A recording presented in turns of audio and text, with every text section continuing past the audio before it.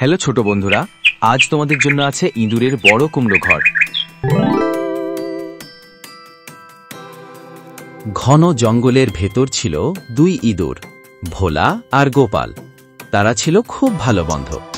সারাদিন দুজন মিলে খাবার খোঁজে বেড়াত আর রাতে গর্তে ফিরে গিয়ে ঘুমাত। কিন্তু তাদের ছোট্ট গর্তে আর জায়গা হচ্ছিল না। বৃষ্টি এলে ভেতরে জল ঢুকত, শীতে ঠান্ডায় কাঁপত আর গরমে গরমে হাঁফফাঁস করত। তাই ভোলা বলল, গোপাল, আমাদের একটা নতুন ঘর বানাতে হবে। গোপালও মাথা নেড়ে বলল, হ্যাঁ, কিন্তু কোথায় পাবো ঘর বানাবার জিনিস? ঠিক তখনই তারা জঙ্গলের ধারে একটা বিশাল পাকা কুমড়ো দেখতে পেল। রোদে ঝলমল করছে, গোলগাল, মোটা আর মজবুত।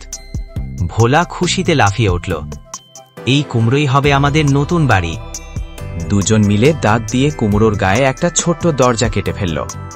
ভেতরে ঢুকে দেখল কি দারুণ ফাঁকা জায়গা, সুগন্ধে ভরে আছে। ভিতরে চারদিকে কমলা রঙের নরম আস্তরণ, মনে হলো যেন প্রাকৃতিক বিছানা। তারা ঠিক করল এক কোণে হবে শোবার ঘর, অন্য কোণে রান্নাঘর। কুমড়োর বীজগুলো তুলে এনে সুন্দর করে সাজিয়ে রাখল। বীজগুলো পরে খাবার হিসেবেও কাজে লাগবে। ছাদ থেকে ঝুলে থাকা সুতার মতো আঁশগুলোকে তারা পর্দার মতো বানালো। সত্যিই যেন রূপকথার মতো একটা বাড়ি তৈরি হয়ে গেল। দিন কেটে যেতে লাগলো। ভোলা আর গোপাল কুমড়ো ঘরে সুখে থাকতে শুরু করল। বৃষ্টির দিনে কুমড়োর খোলস তাদের বাঁচাত, শীতের রাতে ভেতরটা গরম থাকত আর গরমকালে ভেতরটা ঠান্ডা লাগত। আশেপাশের অন্য ইঁদুররা এসে অবাক হয়ে দেখত, এত সুন্দর ঘর তারা আগে কখনো দেখেনি। একদিন এক শেয়াল এসে কুমড়োটা দেখে ভাবল, কি মজাদার কুমড়ো, যদি আমি খেয়ে ফেলতে পারতাম। কিন্তু দরজার পাশে দাঁড়িয়ে থাকা ভোলা সাহস করে বলল, এই কুমড়ো আমাদের ঘর, তুমি চাইলে আমরা তোমায় একটু বীজ খেতে দেব, কিন্তু ঘর ভাঙতে পারবে না। শেয়াল একটু ভেবে সত্যি কয়েকটা বীজ নিয়ে চলে গেল।